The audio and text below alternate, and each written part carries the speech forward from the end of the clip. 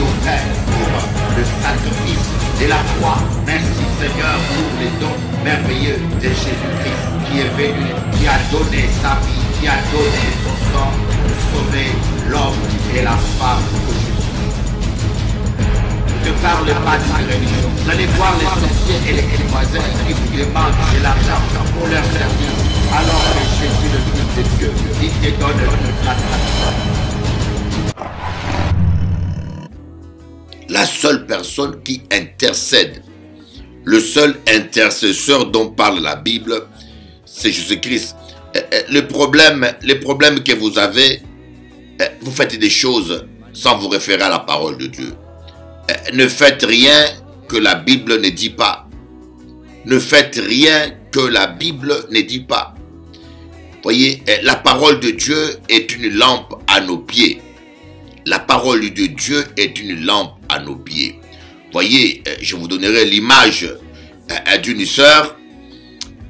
Cette sœur va recevoir une vision. Et dans la vision, on va lui montrer un homme qui sera son mari. On lui dit, cet homme-là, et voilà ton mari. Et elle va venir à l'église et elle va se présenter et elle va dire aux frères et sœurs, Dieu m'a parlé. Cet homme-là que vous voyez, c'est mon futur mari.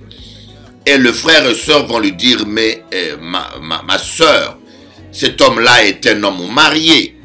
Cet homme-là est un homme marié. Et Dieu ne peut pas, Dieu n'a jamais été d'accord avec l'adultère.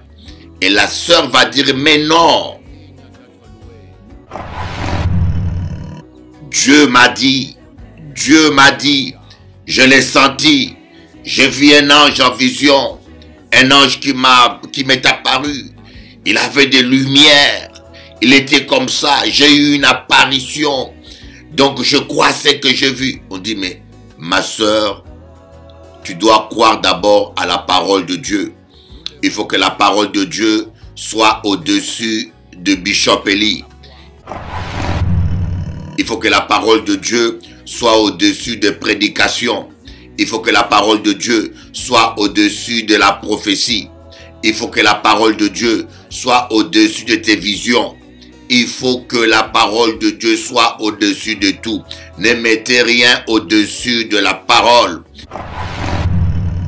Car il est écrit dans Jean chapitre 1 verset 1, au commencement était la parole et la parole était avec Dieu et la parole était Dieu. Au commencement était la parole et la parole était avec Dieu et la parole était Dieu. Et tu m'as dit, mais non, j'ai eu une vision, Bishop. Bishop, j'ai vu un ange. Voilà comment la secte des témoins de Jéhovah est née. Une dame, un monsieur qui s'appelait Smith, je crois bien, il a eu une révélation qui était juste contraire de la parole. Voilà comment la secte de Mormon est née. Un monsieur qui a eu une révélation aussi, des anges qui lui ont apparu. Il a plus cru aux apparitions qu'à la parole de Dieu. Et ces anges lui ont annoncé autre chose. Mais que dit l'apôtre Paul? L'apôtre Paul dit, si nous-mêmes, ou même un autre ange apparaissait et vous annonçait un autre évangile que celle que vous avez reçue, qu'il soit anathème. Dans Galates, l'apôtre Paul dit clairement, même si nous-mêmes, ou un ange de Dieu qui vous apparaissait, vous annoncez un autre évangile, que ce que vous avez reçu, qu'il soit anathème. Voyez, n'avalez pas tout ce que je dis parce que c'est Bishop Eli qui dit. N'avalez pas tout ce que je dis parce que c'est Bishop Eli qui dit. Non, c'est une grave erreur. Avalez, dites Amen seulement à la parole de Dieu. Si tout ce que je dis est conforme à la parole de Dieu, dites Amen. Mais si un jour, je disais quelque chose qui n'est pas dans la parole de Dieu, ne dites pas Amen s'il vous plaît. Suivez Jésus. Parce que moi je suis un être humain. Et je peux me tromper. Aujourd'hui, je suis avec Dieu. Et je prêche la parole de Dieu. Et demain aussi, on ne sait jamais. L'ennemi peut me séduire. Et moi j'ai vu des pasteurs sorciers. J'ai vu de pasteurs sorciers. Mais cet homme, au début, il n'était pas sorcier. Il marchait avec Dieu. Il craignait Dieu. Je vous dis quelque chose. Cet homme-là, au début, il marchait avec Dieu. Un pasteur, il marchait avec Dieu. Mais qu'est-ce qui s'est passé? Et j'ai dit, Seigneur, qu'est-ce qui s'est passé pour que cet homme-là devienne sataniste? Alors là, le Seigneur va me révéler. Voyez, cet homme-là, il aimait Dieu, il craignait Dieu, mais il a été séduit par une sorcière. Voyez, Satan a envoyé une sorcière sur son chemin, une femme d'une beauté extraordinaire. Voyez, lorsque Satan envoie une sorcière, croyez-moi, il sait choisir. Et il va prendre la plus belle fille qui existe. Voyez, Satan sait séduire. Alors cet homme-là, il a vu une femme belle venir à l'église. Il s'est laissé séduire, mais il ne savait pas que c'était une sorcière. Et il est tombé dans l'adultère. Il a trompé sa femme et il a commencé à entretenir une relation secrète dans le péché. Et vous savez, lorsque vous couchez avec une femme, vous devenez une seule chair avec lui. Lorsque vous couchez avec un homme, vous devenez une seule chair. Mais lorsque vous êtes dans le mariage, donc le mariage n'est pas un péché. Les rapports sexuels n'est pas un péché. Lorsque vous êtes dans le mariage et que vous avez une femme sorcière, même quand vous couchez ensemble, cela ne peut pas t'atteindre parce que vous n'êtes pas dans le péché. Voyez, au contraire, la Bible dit que le non-croyant est sanctifié par la croyante, ou la non-croyante est sanctifiée par le croyant. Donc quand vous avez l'onction de Dieu et que vous êtes marié avec un homme, même si le monsieur est sataniste, même si le monsieur est un sorcier, ou même si le monsieur a des démons, il ne pourra pas te toucher tant que ta vie est en ordre. Au contraire, le fait de devenir une seule chair avec la personne au lit, cela peut le délivrer, cela peut le sauver. Mais lorsque vous n'êtes pas marié, tu es un enfant de Dieu, tu n'es pas marié avec une femme.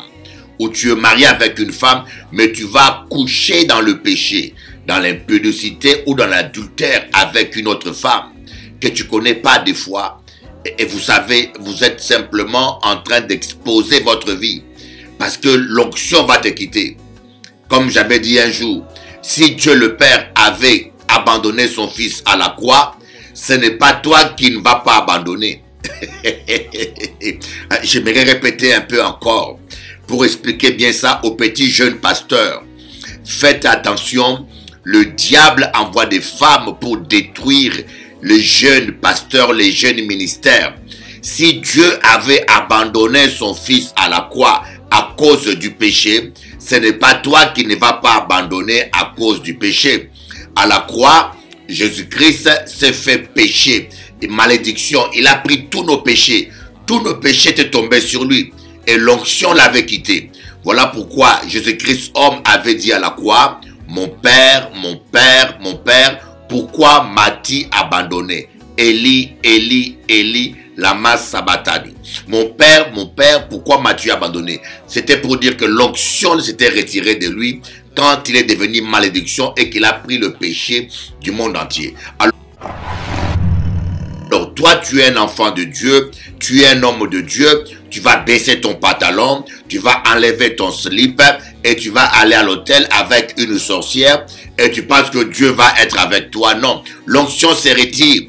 Alors là, tu deviens une seule chair avec la sorcière, une seule chair avec le sorcier. Et c'est comme ça que durant l'acte sexuel, la sorcière ou le sorcier va t'initier à la sorcellerie. En embrassant une femme qui a un esprit de python, par la salive, elle te communique la sorcellerie. Et après le rapport sexuel, l'onction t'a quitté, le même pasteur, avec la même Bible, mais tu as maintenant un démon de sorcellerie en toi. C'est pour cela que je vous dis, chrétiens, faites attention, l'impudicité, la fornication, l'adultère, c'est un danger pour un enfant de Dieu. Appuyez-vous sur la parole de Dieu. Mettez la parole avant toute chose. Mettez la parole avant les prophéties. Mettez la parole avant les miracles. Jésus a dit en ces temps-là, beaucoup diront, Seigneur, n'avons-nous pas chassé les démons? N'avons-nous pas guéri des malades? N'avons-nous pas prophétisé en ton nom? Il va dire, retirez-vous de moi, vous qui commettez l'iniquité. Je ne vous ai jamais connu. Je ne vous ai jamais connu. Je ne vous ai jamais connu. Mes amis, la place que vous donnez à la parole de Dieu, c'est la place que vous donnez à Dieu. Louez Jésus-Christ, louons Jésus. Que le Seigneur, mon ami, malgré l'opposition, Jésus, malgré les attaques, nous, Jéhovah, il est digne, c'est Dieu, louez l'Éternel. digne d'être adoré. Ça peut arriver hein, que vous tombez dans la fornication avec quelqu'un de normal. C'est pas bon, vous péchez contre Dieu, mais les conséquences sont moindres. Est-ce que vous comprenez? Les conséquences sont moindres. Imaginez-vous que vous sortez avec un homme ou une femme dans la boîte de nuit, vous tombez et que la personne n'est pas dans la sorcellerie. Vous avez détruit le temple de Dieu. Et ce n'est pas bon. Il vous faut une repentance, mais sauf que les conséquences sont moindres. Mais imaginez-vous que vous sortez avec une vraie sorcière qui a été mandatée pour vous tuer. Et je vous dis, vous avez des rapports avec la personne, l'esprit des morts entre en toi, au bout d'une semaine, crise cardiaque, au bout d'1 mois, crise cardiaque. Je connais un ami, pas un ami, mais un frère, homme de Dieu, australien, que j'avais rencontré en Australie. Le pasteur Laszlo peut le confirmer. Cet homme de Dieu, il menait une double vie. Il menait une double vie, il croyait tromper Dieu. Il habitait en Australie, c'était un homme d'affaires. Il allait en Philippines, soi-disant pour des affaires, mais il sortait avec des filles faciles en Philippines. Et vous savez qu'est-ce qui lui est arrivé? Il est sorti avec une sorcière un jour. Il est mort au lit. Il est mort au lit tout nu. Il est mort au lit pendant l'acte sexuel tout nu. Vous voyez, crise cardiaque. On a appelé le docteur Steve Ryder qui était en Australie. Le docteur Steve Ryder était obligé de prendre l'avion, de venir en Philippines pour récupérer le corps de cet homme-là, soi-disant homme de Dieu chrétien. Écoutez, on ne se moque pas de Dieu. Je vous en supplie, si vous avez été séduit, je vous en supplie, si tu es quelqu'un qui a été séduit par ces choses-là, repentez-vous pendant qu'il est temps. Je ne suis pas là pour vous condamner, je ne suis pas là pour vous jeter des pierres, voyez. Nous péchons tous d'une manière et d'une autre. Voyez, nous péchons tous d'une manière ou d'une autre. Moi, il m'est arrivé des fois d'être réellement séduit. Il m'est arrivé des fois d'être séduit et vaincu par le péché. Mais le Seigneur, dans son amour, m'a sauvé d'une manière surnaturelle. Quand j'ai voulu passer à l'acte, le courant a sauté. Dès que j'ai ouvert mon pantalon, voyez, imaginez-vous à Saint-Domingue, je rencontre, mais là je vous l'ai dit parce que, pour vous montrer que quand vous êtes sincère avec Dieu et honnête avec Dieu, Dieu ne vous lâchera pas.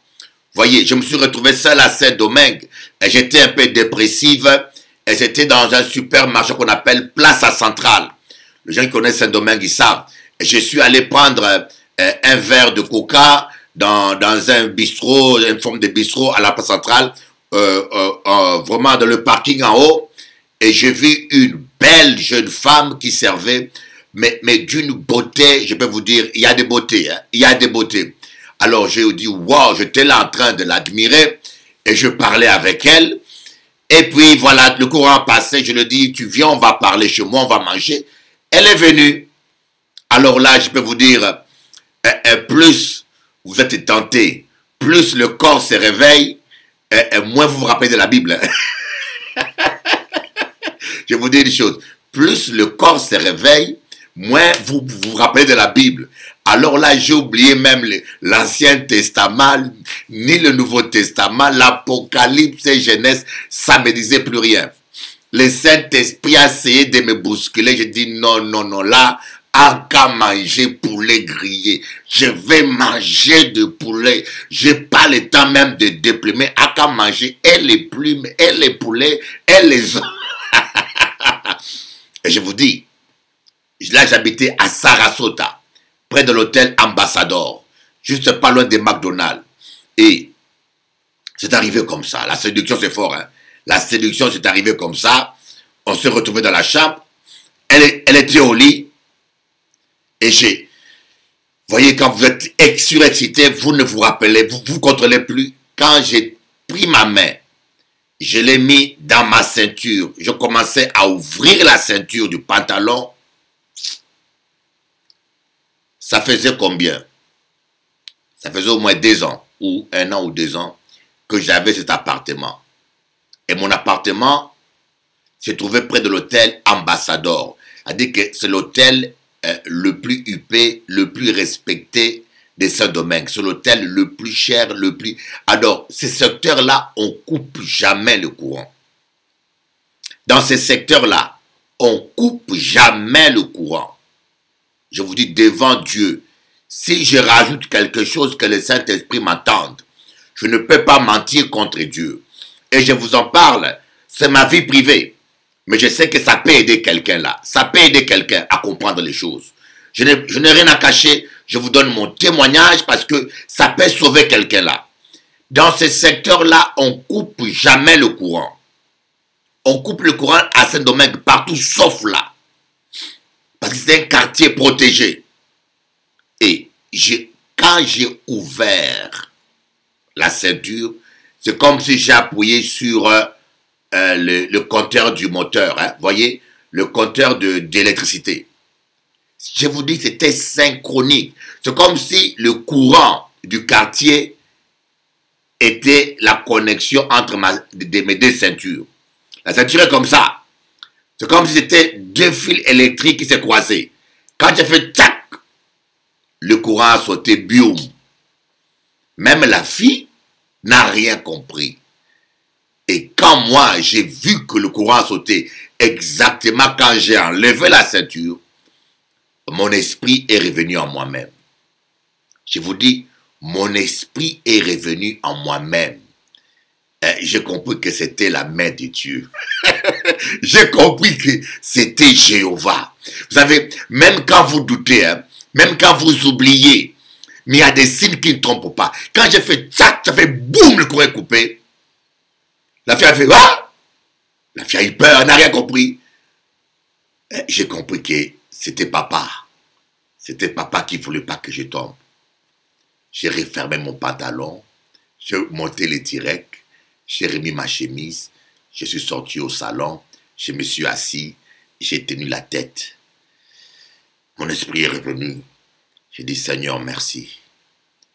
J'étais tombé, j'étais vaincu, mais tu m'as sauvé. Dieu est bon. Quand vous êtes sincère, je ne sais pas si cette fille-là était une sorcière ou c'était un agent du diable, mais Dieu m'a sauvé. Je ne sais pas si cette fille-là était une sorcière ou un agent du diable, mais pour que Dieu intervienne comme ça, vraiment, ma vie devait être en danger. Dieu m'a sauvé. Voyez, un jour, un taximène à Saint-Domingue. À Saint-Domingue, j'ai vécu des choses graves. Un jour, un taximène voulait m'enlever. La nuit, vers minuit, 1h, il m'a mené à un endroit mauvais. Le taxi est tombé en panne. Le gars m'a dit, je ne comprends pas, depuis que je travaille, c'est la première fois que cela m'arrive, que ce taxi tombe en panne, il n'y a pas de panne, je ne comprends rien. Jusqu'à ce que ce monsieur-là ait changé de projet. Écoutez-moi bien, faites attention, je parle aux hommes,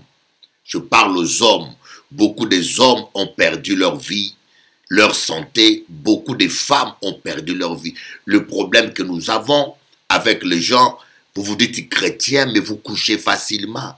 Vous couchez plus vite que le clic, vous couchez vite, facilement. C'est pas normal une femme qui connaît 10 hommes dans sa vie. C'est la perversion. Une femme, dans l'Ancien Testament, les femmes se mariaient vierges et elles mouraient après avoir connu un seul homme. Mais aujourd'hui, les femmes, vous connaissez 20 hommes et vous trouvez ça normal. Vous trouvez ça normal. C'est le temps de...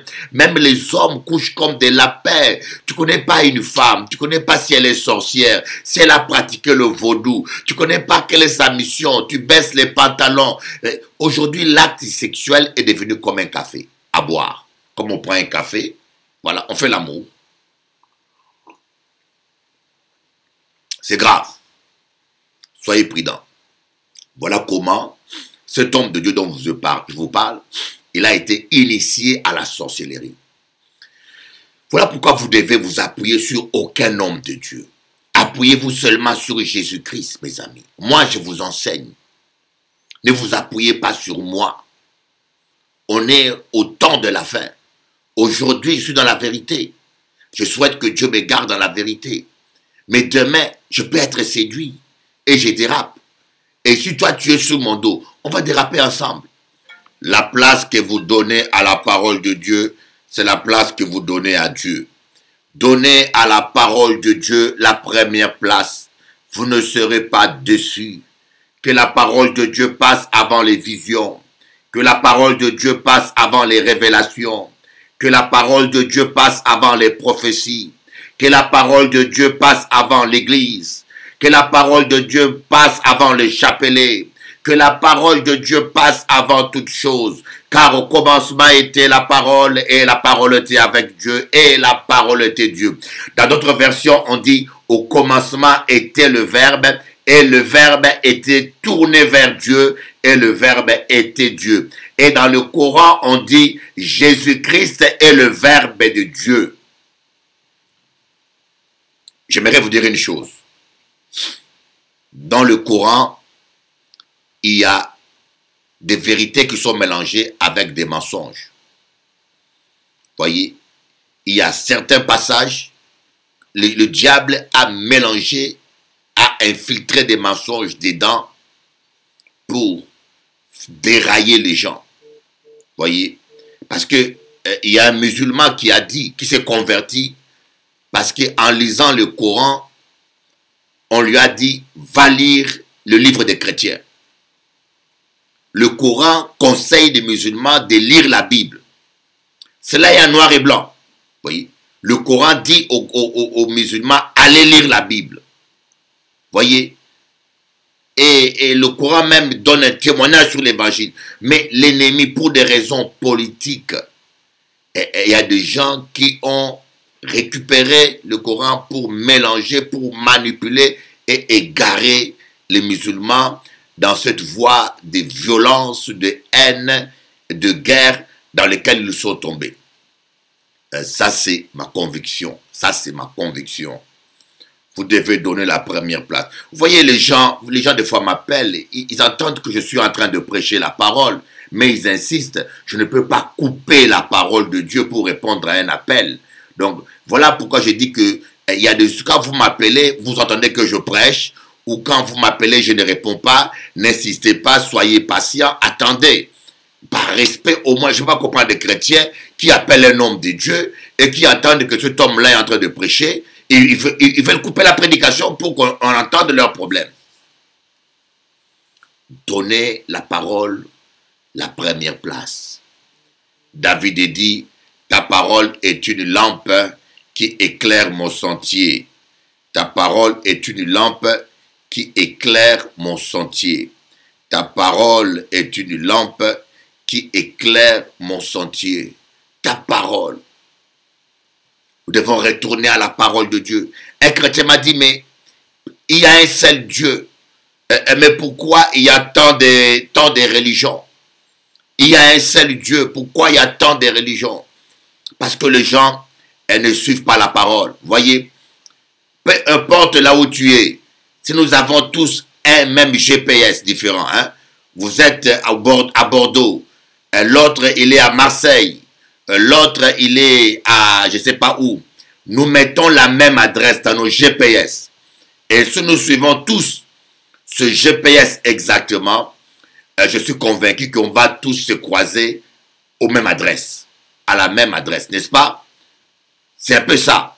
Peu importe ta situation, peu importe ta race, peu importe ton pays, mais si tu suis le GPS qui est le Saint-Esprit et tu obéis à la parole de Dieu, je suis convaincu, on va tous se retrouver à la même vérité. Jésus-Christ est le chemin, la vérité et la vie. Donnons à Jésus la première place qui lui revient. Voilà un peu ce dont je voulais parler aujourd'hui. Ce dont je voulais parler aujourd'hui avec vous.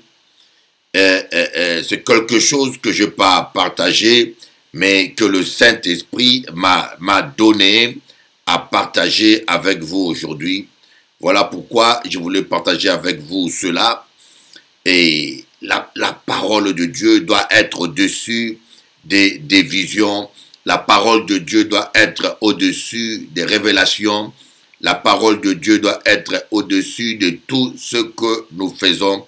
La parole de Dieu doit être au-dessus de tout. Donnez la première place à la parole de Dieu pour vivre sa gloire. L'obéissance à la parole de Dieu vaut mieux plus que le sacrifice. Et des fois, nous faisons beaucoup de sacrifices. Des fois, nous prions beaucoup. Et je parlais avec une dame qui m'a dit, Bishop Eli, nous prions beaucoup.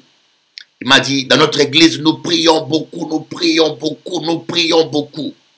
Et c'est vrai que cette église-là dont je parle, je ne peux pas préciser laquelle, mais les gens prient beaucoup.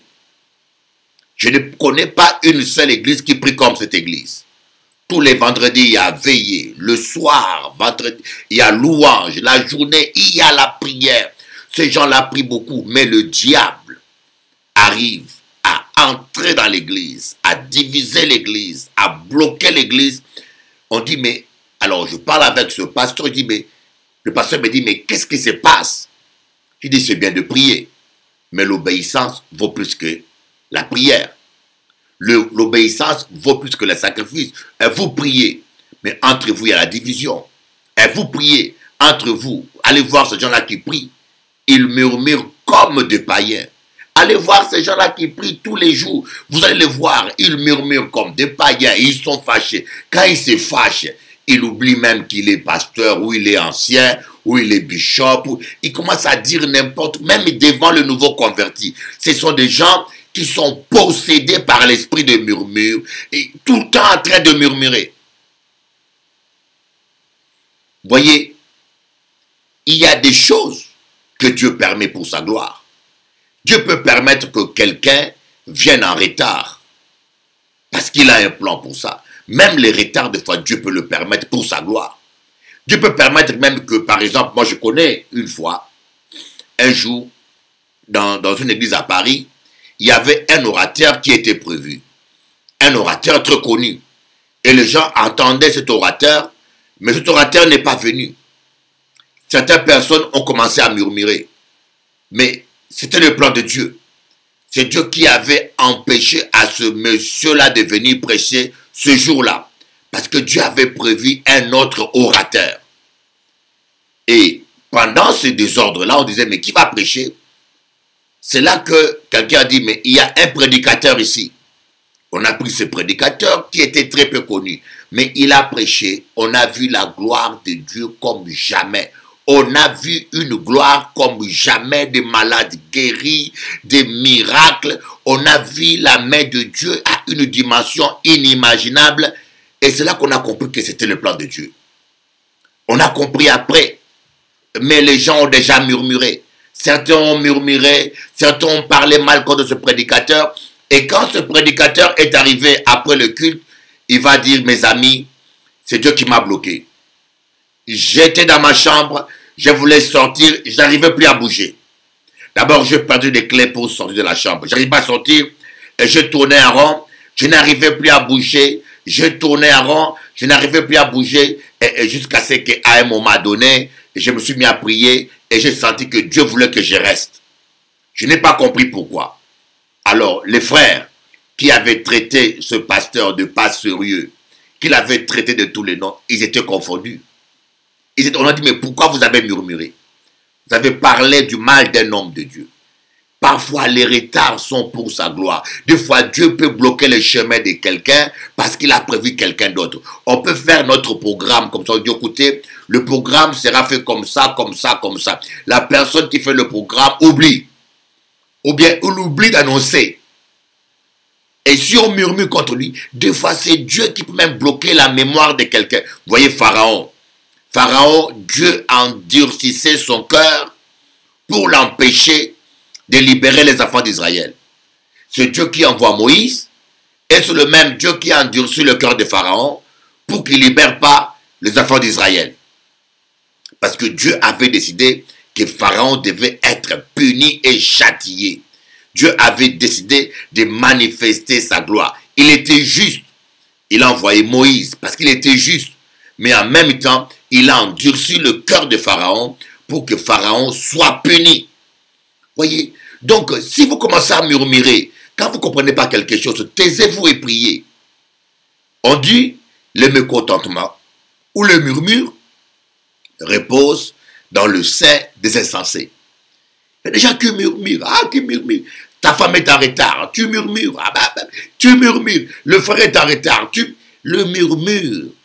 Quand vous comprenez que Dieu est suprême, que ses voix sont au-dessus de nos voix, que ses pensées sont au-dessus de nos pensées, vous allez arrêter de murmurer. Quelqu'un ne vient pas, gloire à Dieu, Seigneur, tu l'as permis, tu pries. Arrêtez de murmurer. Quelqu'un fait quelque chose de travers, priez pour la personne. On doit tout le temps consulter Dieu avant. Parce que le murmure est un démon, c'est un esprit. Murmure, c'est que quand quelqu'un qui murmure, c'est quelqu'un qui construit deux murs. Un mur avec le peuple et un mur avec Dieu. Quelqu'un qui murmure, il a un mur qui le sépare du peuple et un mur qui le sépare de Dieu. On dit mur, mur. Deux murs qui vous séparent. Mais quelqu'un qui comprend la parole de Dieu, qui comprend que les voix de Dieu, une voiture peut tomber en panne. Ne murmure pas. Bon, je vous rappelle de l'histoire que j'avais vécue. Quand je suis arrivé en France, ici, la sœur Florence Gorgy devait me chercher. Et qu'est-ce qui s'est passé? La sœur Florence Gorgy est venue à l'aéroport en retard. Moi, j'avais fait 8 heures de vol. J'avais quitté la Guadeloupe. Et quand j'arrive ici, après 8 heures de vol, j'étais fatigué. Et la sœur Florence était en retard. Et dans mon cœur, je commençais à murmurer. J'étais pas content. Je vous dis, j'étais énervé au fond de moi. Je dis, mais Seigneur, j'en ai marre. Ils ne savent pas qu'est-ce que c'est que voyager 8 heures. 8 heures de fatigue, il faut encore attendre quelqu'un. J'étais pas content. Et la sœur est venue en retard. Dès qu'elle est arrivée, en plus, elle avait un grand sourire. Et ça m'a encore énervé. J'aurais voulu le voir marcher tristement. Non, je l'ai vue encore souriante. C'est comme si elle se moquait de moi. C'est comme ça que moi j'ai pris ça. Mais je me suis dit, Seigneur, je vais me contrôler. Et on rentre dans la voiture. Elle commence à conduire. On était en retard de 15 minutes à peu près, ou de 30. Et lorsque j'arrive dans mon quartier que j'habite, dans ce quartier-là, il y a combien? Il y a au moins 10 immeubles. C'est un très beau quartier, hein, avec des lacs privés. Mais dans le parking, quand j'arrive dans le parking, il y avait un frère que je connaissais en Guadeloupe. Il était dans ma chorale et que je l'avais perdu de vue depuis 10 ans, mes amis. Je l'ai perdu de vue depuis 10 ans. En ce temps-là, je n'avais pas de permis. J'avais besoin que quelqu'un m'amène tous les matins au culte. Et ce frère-là était en train de sortir de sa voiture. Il fallait qu'on soit en retard. Il fallait que j'arrive au parking en retard pour croiser ce frère-là au parking. Donc quand nous sommes arrivés, j'ai vu quelqu'un qui était derrière son coffre. J'ai vu sa tête, j'ai dit, mais il ressemble à Astrid. Et quand j'ai regardé, c'était Astrid. Je dis, waouh! J'ai dit, Seigneur, merci pour ce retard. La pauvre sœur n'était pour rien. C'était Dieu qui avait permis ça. Depuis ce jour-là, j'ai compris qu'il n'y a que des gens stupides qui murmurent pour tout. Il n'y a que des gens stupides qui murmurent comme des païens.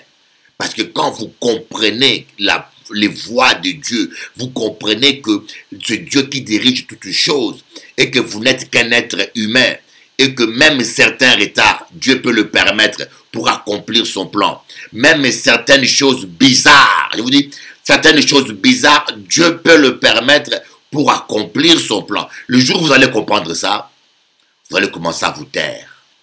Quand quelque chose ne tourne pas comme tu l'as prévu, au lieu de murmurer, tu vas te taire. Tu vas bénir Dieu. Voyez, tu vas bénir Dieu. Tu vas faire confiance à Dieu. Tu vas dire, Seigneur, je te laisse la situation entre tes mains. Au lieu de murmurer, au lieu de te fâcher, au lieu de critiquer. Oh oui, voilà. Donc, ces gens-là, ils vivent dans le murmure. Mais ils prient beaucoup. Hein. Division entre eux, ils prient. Telle personne critique telle personne, division entre des petits, une division totale, c'est-à-dire qu'il n'y a pas d'unité. Au lieu de chercher l'unité, ils restent dans leur division, dans leur murmure, et ils continuent à prier tout.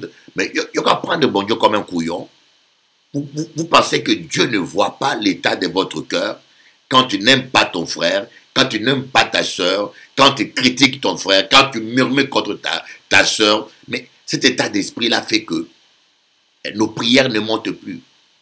L'obéissance à la parole de Dieu vaut mieux plus que le sacrifice. Le jour où vous allez comprendre ça, avant de prier, vous allez commencer d'abord par régler votre cœur.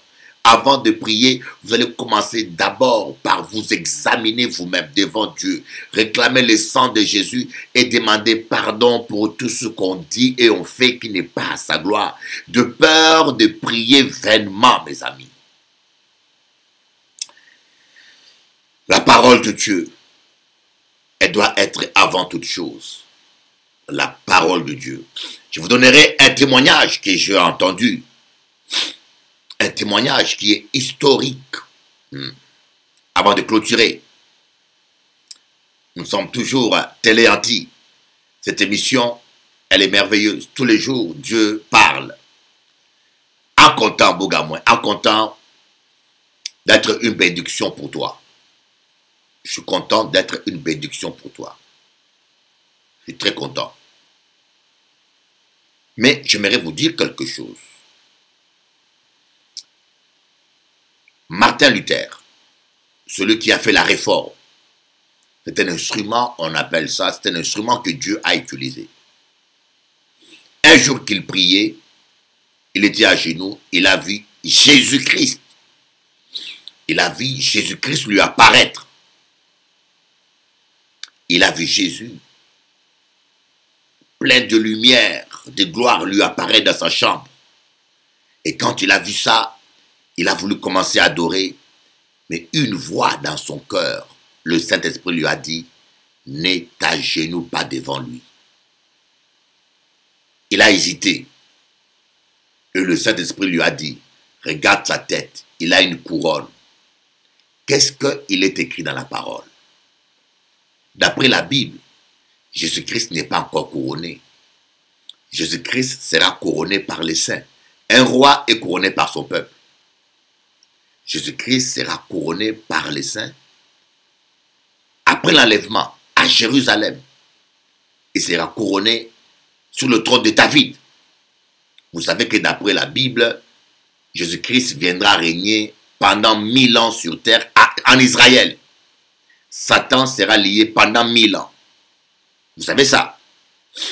Donc, Martin Luther, il voyait un ange.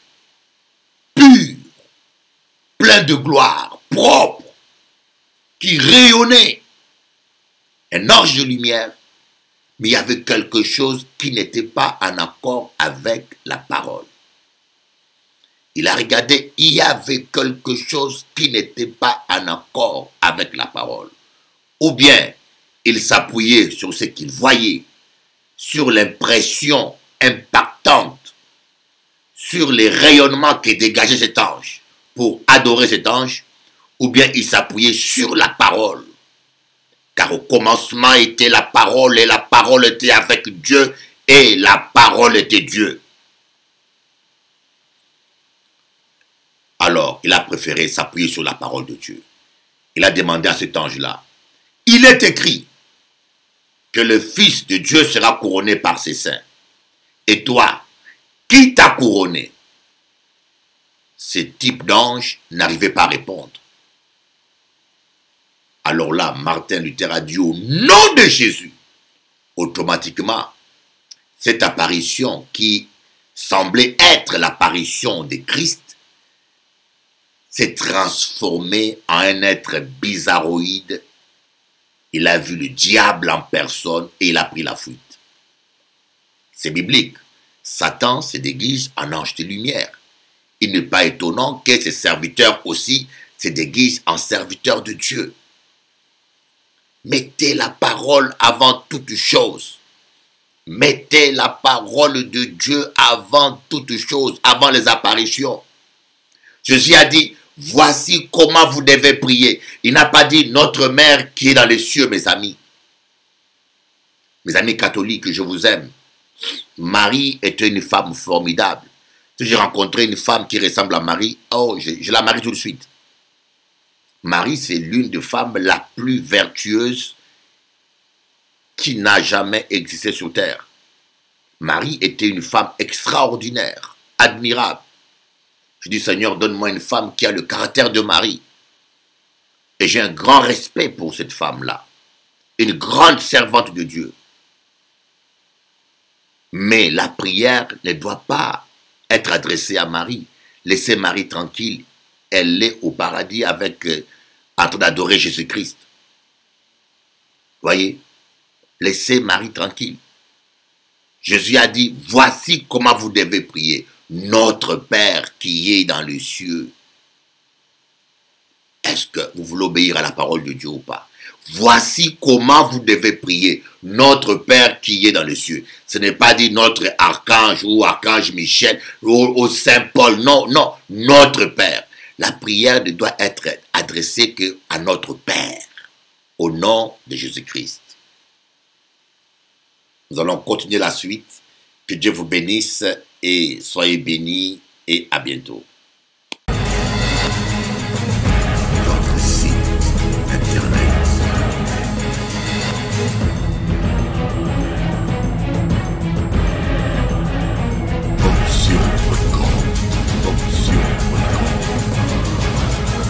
Merci Seigneur, merci au Père pour le sacrifice et la croix. Merci Seigneur pour les dons merveilleux de Jésus-Christ qui est venu, qui a donné sa vie, qui a donné son sang pour sauver l'homme et la femme que je suis. Ne parle pas de religion. Vous allez voir les sorciers et les voisins qui vous demandent de l'argent pour leur servir, alors que Jésus, le Fils de Dieu, il te donne la grâce.